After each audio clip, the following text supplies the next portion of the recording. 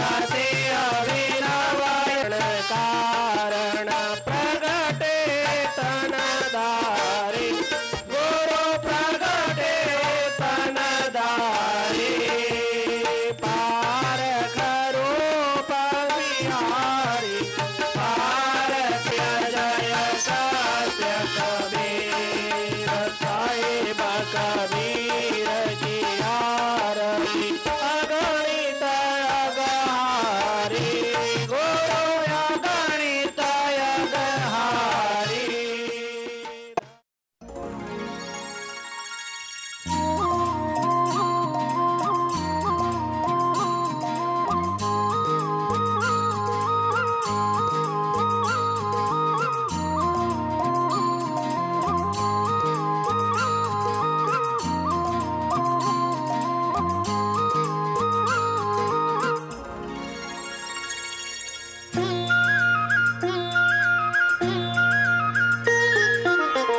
गुरु गोविंद दो खड़े काके लागो पाए।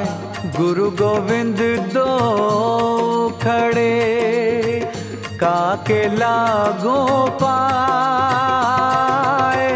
बलिहारी गुरु आपने गोविंद दियो बताए कबीरा गोविंद दियो बताए।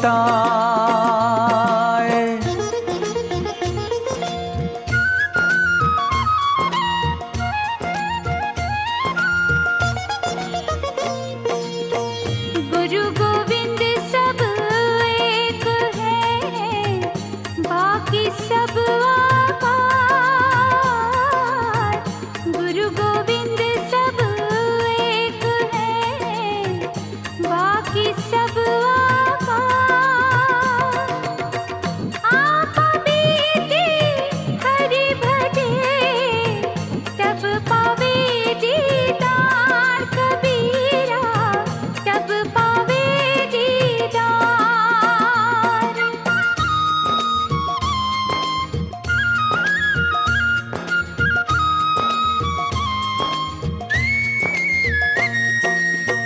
प्रथम गुरु को वंदना दूजे आदि गणेश।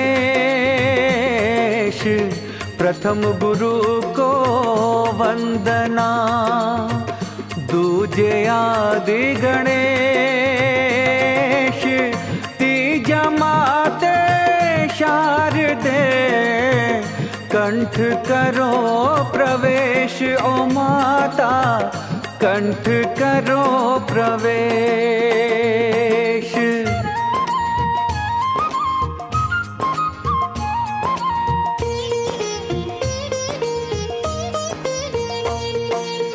सतगुरु ऐसा कीजिए लोभ मोह भ्रम नाही।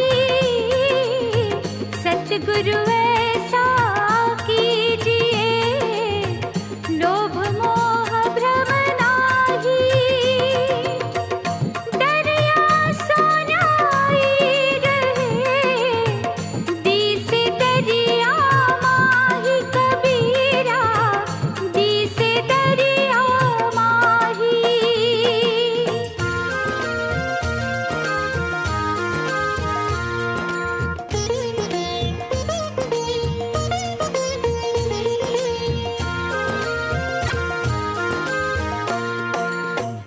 पूरा सतगुरु ना मिला सोनी अधूरी सीख।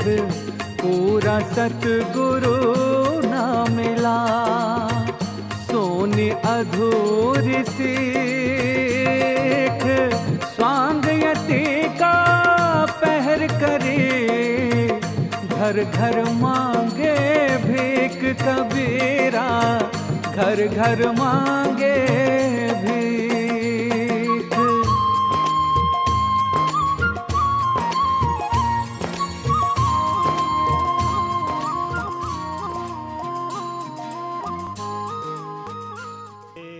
जगदेक बंधो हे शान्तदान्त भगवन् करुणैकसिन्धो हे मुक्तिदायक यतीन्द्रशिरोमणेः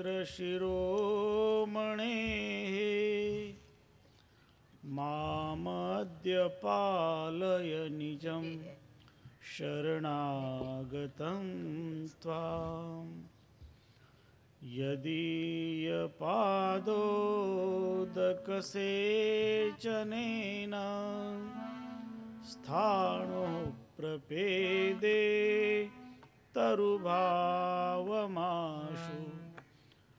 वन्द्यः सतां यो महनीयकीर्तिस्तं श्रीकबीरं सततं नमामि।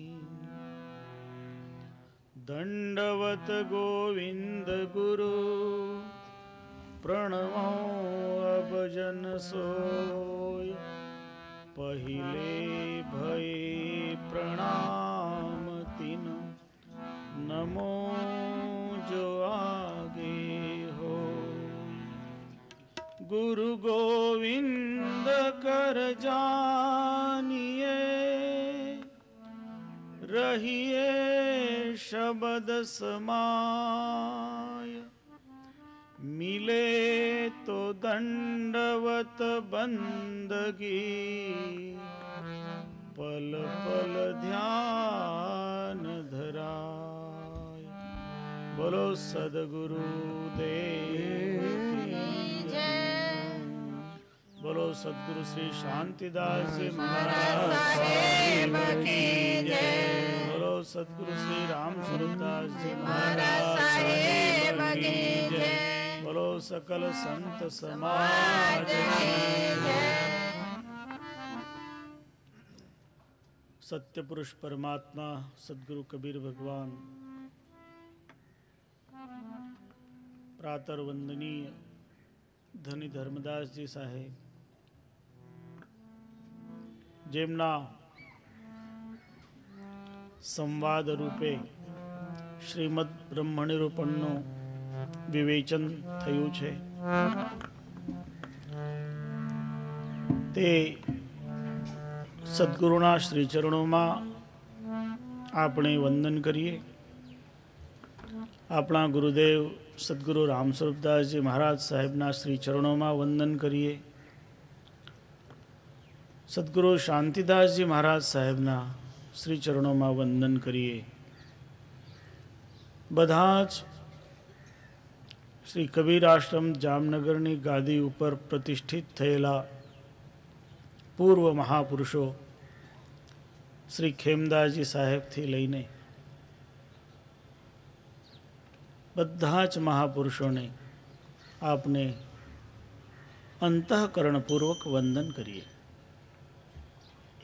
એમની બધાની આજ્ઞા લઈને આપણે ફરીથી આજ ત્રીજા દિવસે શ્રીમદ બ્રહ્મ નિરૂપણનું વ્યાખ્યાન પ્રારંભ કરીએ।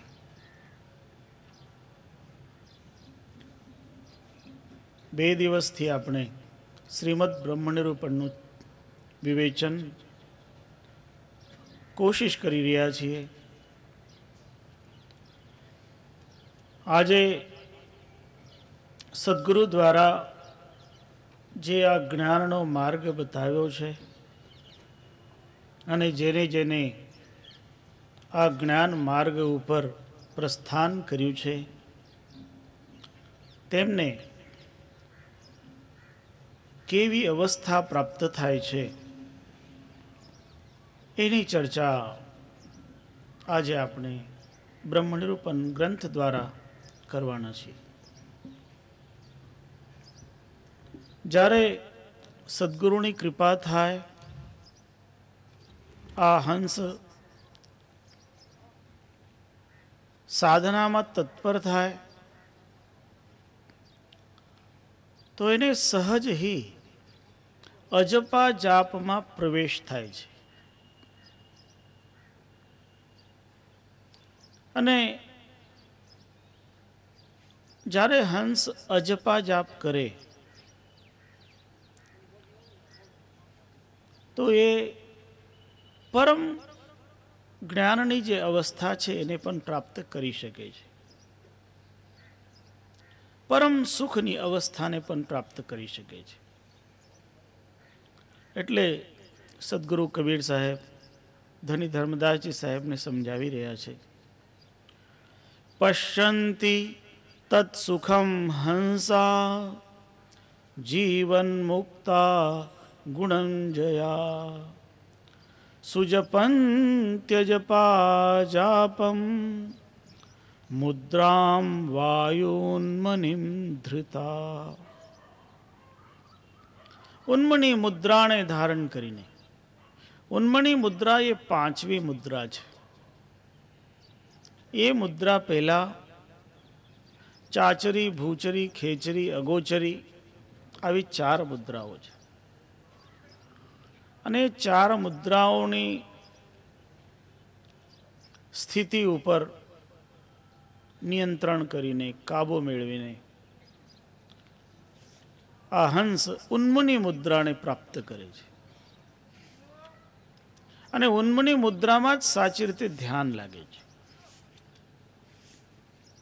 એટલે અહીં કહેવામાં આવી રહ્યું છે કે ઉન્મની મુદ્રાને પ્રાપ્ત કરીને જે હંસજનો અજપા જાપ કરે છે તે એ પરમ સુખનો અનુભવ કરે છે. અજપા જાપ એટલે જે જાપ અખંડ ચાલતો હોય, જે જાપ કર્યા વગર થતો હોય. જપવું ન પડે છતાં જાપ થઈ જાય. અને એ જાપનો જે મંત્ર છે એ મંત્ર પણ એવો કે તમારું જે આ સ્થૂળ શરીર છે એ સ્થૂળ શરીર પણ એવી ધ્વનિ કરતો હોય છે. કારણ અજપા જાપનો મંત્ર સદગુરુ કબીર સાહેબે જે સમજાવ્યું છે એ મંત્ર છે સોહમ. અને સોહમનો જાપ અજપા જાપ બને છે. એને અજપા ગાયત્રી કહેવાય છે. અને સાચી રીતે આ જીવાત્મા સોહમ મંત્રનો અનાયાસ જાપ કરતો હોય છે. એ સ્વાભાવિક થતો જ હોય. એ સોહમનો ઉચ્ચારણ તમે એનો અનુભવ કરી શકો છો જ્યારે તમારું ધ્યાન તમારા શ્વાસ ઉપર જાય. માનવી જ્યારે શ્વાસ અંદર લેતો હોય ત્યારે એ શ્વાસની સ્વયમેવ ધ્વનિ છે. એ ધ્વનિ છે સોની. જ્યારે શ્વાસ અંદર જતો હોય તો એ શ્વાસ સોની ધ્વનિ કરતો હોય છે. અને જ્યારે એ શ્વાસ બહાર નીકળે ત્યારે એ હમની ધ્વનિ કરતો હોય છે. એ તમારે કરવી નહીં પડે. તમે માત્ર તમારા શ્વાસ ઉપર ધ્યાન આપો. તમે તમારા શ્વાસને જુઓ તો એ શ્વાસ સ્વયમેવ એવી ધ્વનિ કરતો હોય. સો શબ્દથી અંદર જતો હોય અને હમ શબ્દથી બહાર આવતો હોય. ફક્ત તમારે એ શ્વાસ ઉપર ધ્યાન ધરવાનું છે. એટલે તો કબીર સાહેબે આ શ્વાસની માળા જપવા માટે કહ્યું છે. માલા શ્વાસો શ્વાસ કી ફેરેંગે કોઈ દાસ. કોઈ આવી માળા ફેરવી શકતા હોય છે જે શ્વાસ સાથે ચાલતી હોય. કોઈ એવા હોય જે આ શ્વાસ ઉપર ધ્યાન લગાવીને એ ધ્વનિને સાંભળતા હોય. જે ધ્વનિ શ્વાસ ભીતર જતો હોય ત્યારે સોનું સ્વયમેવ ઉચ્ચારણ કરતી હોય. શ્વાસ બહાર આવતો હોય ત્યારે સ્વયમેવ હમનો ઉચ્ચારણ થતો હોય. આ સોહમનો જે જાપ છે, આ જાપ સાથે સાધકને એક ધારણા કરવાની હોય છે. એ ધારણા કઈ? સો શબ્દનો અર્થ છે પરમાત્મા અને હમ શબ્દનો અર્થ છે અહંકાર. માનવીએ પરમાત્માને અંદર ઉતારવું છે અને અહંકારને બહાર કાઢવું છે. સાચી રીતે પરમાત્મા ત્યાં જ નિવાસ કરે છે જ્યાં અહંકાર નિવાસ કરતો નથી. કારણ સદગુરુ કબીર સાહેબે બહુ સ્પષ્ટ કર્યું છે, એ જે પદ છે, જે પદમાં એક જ રહી શકે છે, બેને ત્યાં સ્થાન નથી. અને એ પરમ પ્રેમનું પદ છે, એ પરમ ભક્તિનું પદ છે. એના માટે સદગુરુએ બહુ સ્પષ્ટ કર્યું, પ્રેમ ગલી અતિ સાંકરી તામે દો ન સમાય, जब मैं था तब हरि नहीं, अब हरि है मैं नाही. બે સાથે સાથે નથી રહી શકતા. मैं એટલે અહમ અને હરિ એટલે પરમાત્મા. પરમાત્માને અંદર સ્થાપિત કરવું હોય તો અહમને કાઢી નાખવો પડે. जब मैं था तब हरि नहीं, अब हरि है मैं